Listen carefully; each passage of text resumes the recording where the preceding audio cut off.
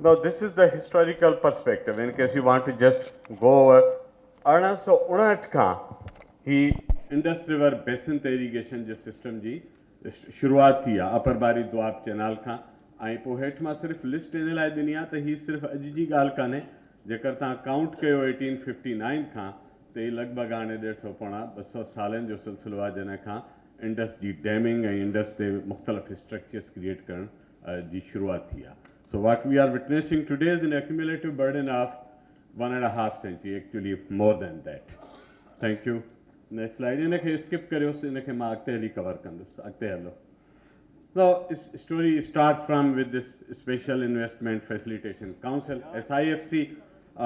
ज़हन में रखिजो त ही स्ट्रेटेजिक कैनाल ऐं ही जेतिरो बि डिस्कशन आहे उहो एक्चुअली SIFC खां पोइ लाइमलाइट में आयो आहे. SIFC जी हिकिड़ी मीटिंग में हिननि खे स्ट्रेटेजिक कैनाल डिक्लेयर कयो वियो.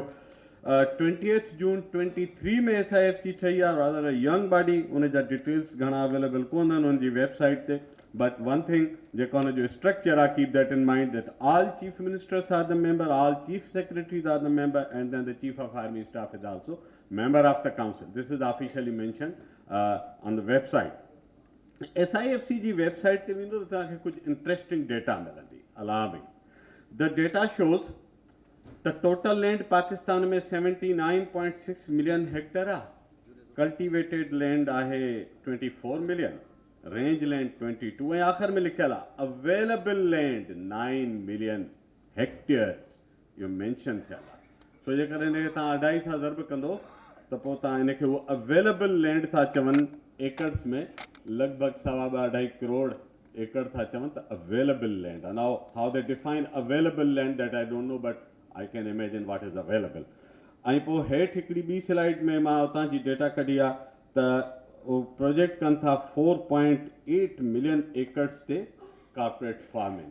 48 लख एकड़ SIFC चवे थी त असां हुन ते कॉर्पोरेट फार्मिंग करण जो प्लान करियूं पिया. सो ही कैनाल्स उन्हे जो नतीजो आहे.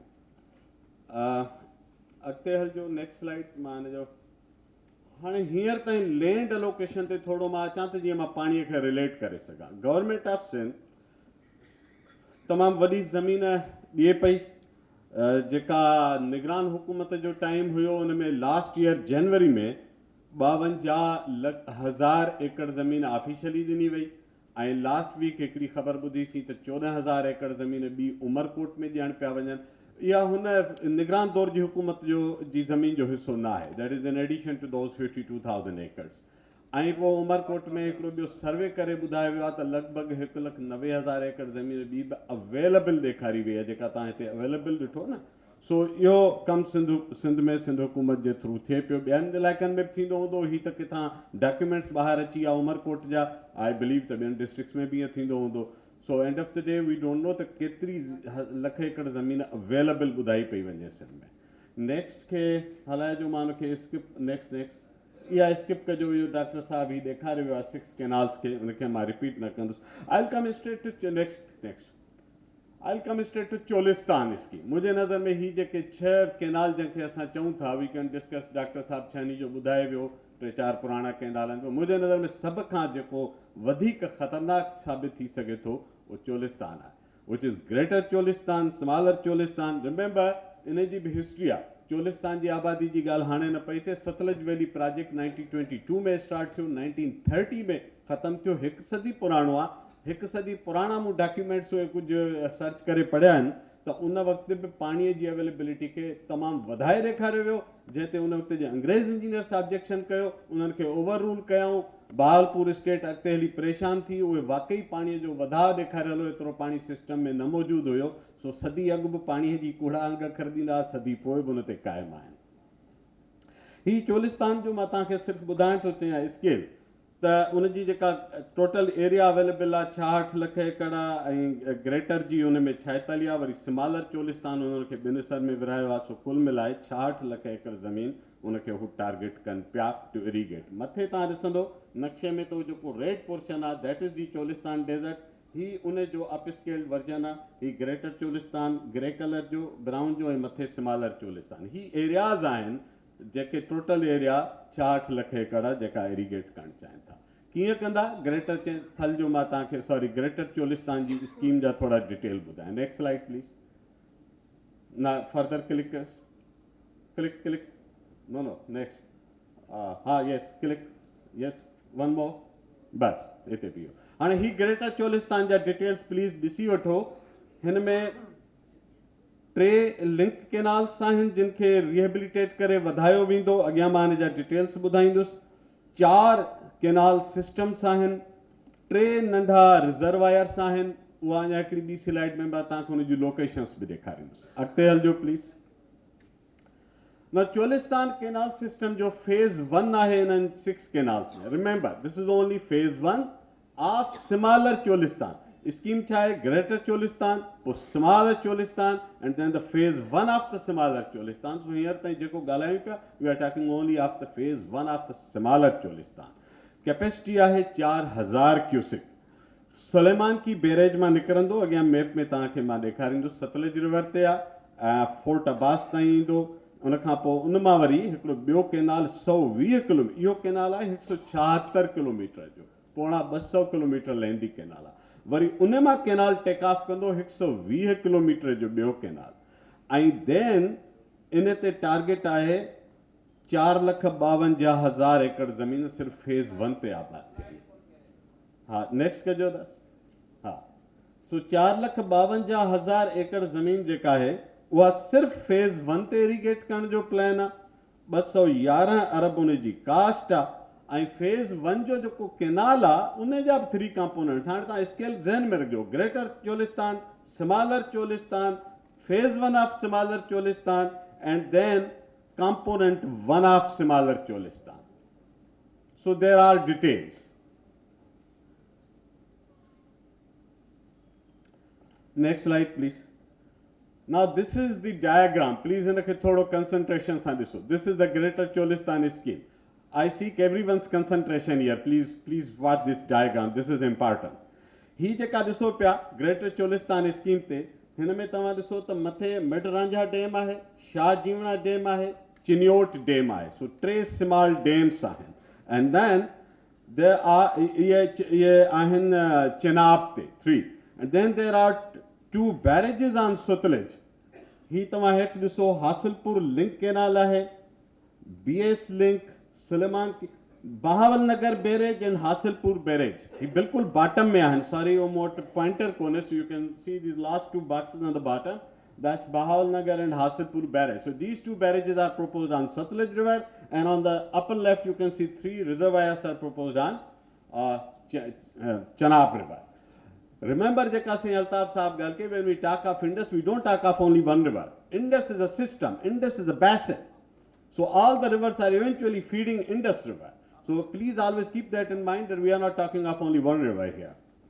Next please. In your cost estimates I will skip this has to be technical.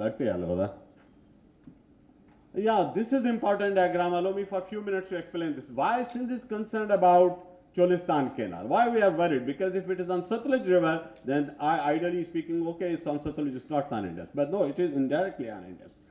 Satluj is a dry river. Officially speaking, remember Satluj is one of the 3 rivers that Pakistan sold to India in 1960. वो river असांजी कान्हे officially उन में पाणी न ईंदो जेको बि ईंदो उहो सरप्लस आहे इंडिया पाबंद न आहे तव्हांखे हुन में पाणी ॾियण जो सो ही तव्हां टॉप ते ॾिसो मां मथां खां एक्सप्लेन कयां ग्रीन कलर में मूं रिवर्स जा नाला लिखिया so that you see the whole irrigation map of Pakistan the Indus and then Jhelum then Chenab Ravi and Sutlej जेका पंहिंजो कैनाल आहे जेको प्रोपोज्ड आहे उहो सतलुज ते तव्हां बिल्कुलु एंड में ॾिसंदा उतां जो कैनाल निकिरंदो Now what will happen? Because Satluj is a dry river, water is not available every year. So what will happen?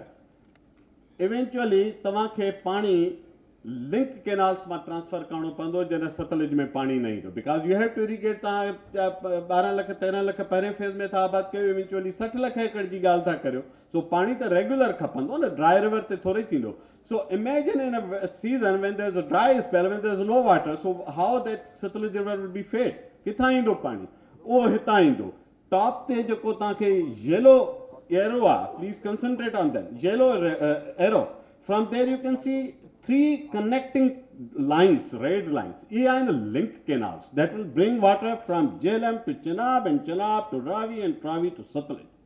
So water will eventually flow from these three connecting canals. These are called link canals. ऐं जॾहिं हिते मथे link canals में पानी हेॾां divert थींदो, please concentrate on Jhelum river जेका number 2 आहे. झेलम जे bottom ते सर्किल में ॾिसो, this is the command area of Jhelum and that is possibly त हिते शॉर्टेजिस थींदियूं. ऐं जॾहिं हिते शॉर्टेजिस थींदियूं त ही ॿ जेके येलो जा ॿिया एरो ॾिसो था, हितां इंडस जा लिंक कैनाल आहिनि जितां हुनखे कंपनसेट करे सघो. दैट इज़ आवर कंसर्न त ही इनडायरेक्टली इंडस ते आहे. So I wanted to explain this through this diagram. Sir, do I have little time? 2 minutes more? You're very ruthless moderator. I appreciate that. He चवंदा पानी surplus. असां चवंदा पानी surplus कोन्हे. This is totally a rubbish argument. Where is surplus water?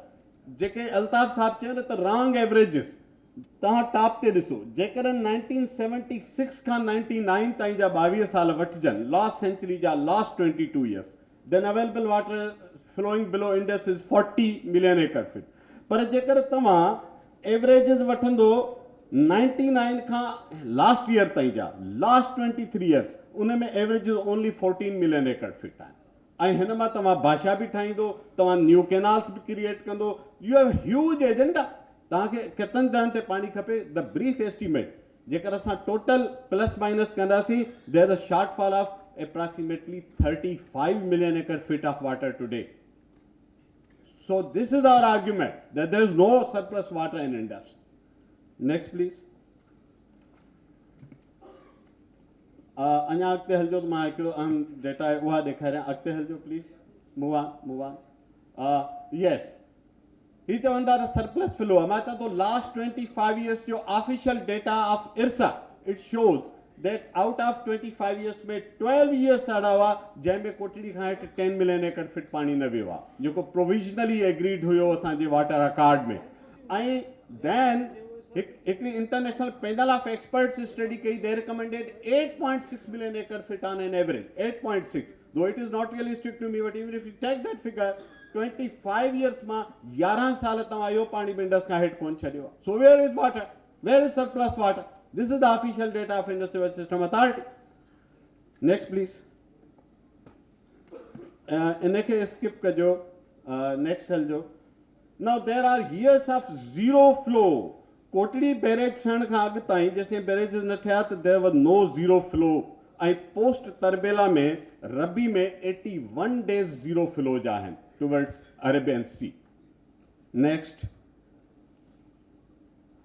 अच्छा, ही graph carefully ॾिसजो. हिन में 13 years अहिड़ा आहिनि जंहिंमें 200 ॾींहं पर ईयर ज़ीरो फ्लो रहियो आहे बिलो कोटड़ी. 365 ॾींहंनि जो साल आहे.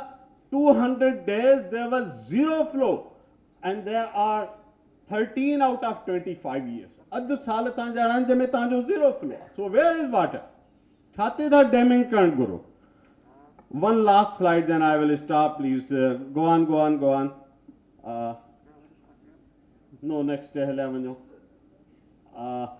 Last thing. ॾिसो, असां environmental flows जी ॻाल्हि कयूं था.